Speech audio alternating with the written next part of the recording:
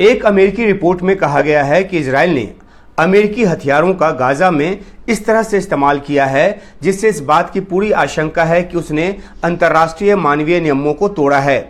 अमेरिकी विदेश विभाग ने नेशनल सिक्योरिटी मेमोरेंडम के तौर पर जो ये रिपोर्ट पेश की है उसमें बाइडेन प्रशासन ने साफ तौर पर कहा है कि उसे ऐसे तर्कसंगत सबूत मिले हैं जिनसे ये पता चलता है कि इजराइल ने अंतर्राष्ट्रीय कानूनों को तोड़ा है। हालांकि इस रिपोर्ट में उन हथियारों का जिक्र नहीं किया गया है जिनके इस्तेमाल के जरिए अंतर्राष्ट्रीय कानून तोड़े जाने की बात इस रिपोर्ट में की गई है, लेकिन अमेरिका इजराइल को हथियारों की एक खेप को रोक चुका है क्योंकि उसे लगा था कि उन हथियारों का इस्तेमाल जो है इजराइल राफा ऑपरेशन में करेगा जिससे जान माल का भारी नुकसान होगा।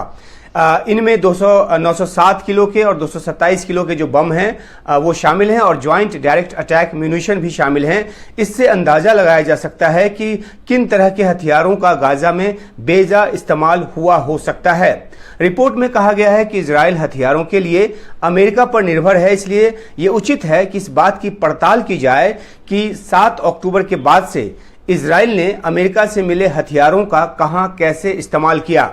क्या उनसे हथियार लेने के उन भरोसों को उसने बरकरार रखा है जिसके तहत उसे ये हथियार दिए गए हैं। इनके इस्तेमाल के समय अंतर्राष्ट्रीय मानवीय जो कानून है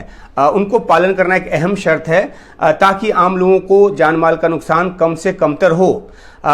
इस रिपोर्ट में यह भी कहा गया है कि इजराइल के पास ऐसी जानकारी और क्षमता है, तकनीकी क्षमता है कि वह अमेरिका से जो हथियार उससे मिलते हैं उनका इस रूप में इस्तेमाल करे कि सैन्य अभियान के दौरान आम लोगों का कम से कमतर नुकसान हो। लेकिन अहम बात यह है कि इसमें यह कहा गया है कि जमीन से जो सबूत मिले हैं वो बता रहे हैं कि उसने ऐसा नहीं किया है। ऐसे कई तथ्य मिले हैं जिनके आधार पर इजराइल डिफेंस फोर्स पर यह सवाल उठा है कि कई मामलों में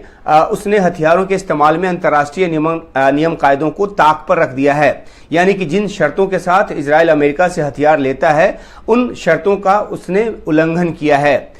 ये अमेरिकी रिपोर्ट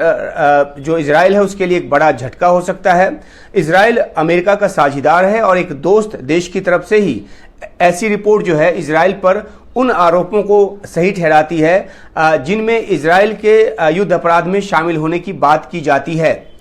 अमेरिका बार बार ये कह चुका है कि आयरन डोम जैसे आत्मरक्षा वाले हथियारों की सप्लाई तो वो नहीं रोकेगा, इजराइल को करता रहेगा क्योंकि इससे इजराइल की लोगों की सुरक्षा होती है और सप्लाई ना हो तो उनकी सुरक्षा पर खतरा पैदा हो जाएगा। लेकिन अमेरिकी राष्ट्रपति जो बाइडेन इजराइल के पीएम बेंजामिन नेतन्याहू को चेता चुके हैं कि अगर राफा पर बड़ा हमला किया तो गोला बारूद और तोप जैसे जो हमला करने वाले हथियार हैं उनकी सप्लाई जो है रोक दी जाएगी। लेकिन इस चेतावनी का नेतन्याहू पर कोई असर नहीं पड़ा है। वे कई बयान जारी कर इस बात पर जोर दे चुके हैं कि अगर कोई साथ नहीं देगा तो इजराइल दुश्मनों से अकेले लड़ेगा, हथियार ना हो तो नाखून से भी लड़ेगा। तो चाहे ये रिपोर्ट हो या चेतावनी हो, वो नेतन्याहू पे काम नहीं कर रहा और वो अपनी बात पर अड़े हुए हैं कि वो हमास के खात्मे तक गाजा में युद्ध जो है वो जारी रखेंगे।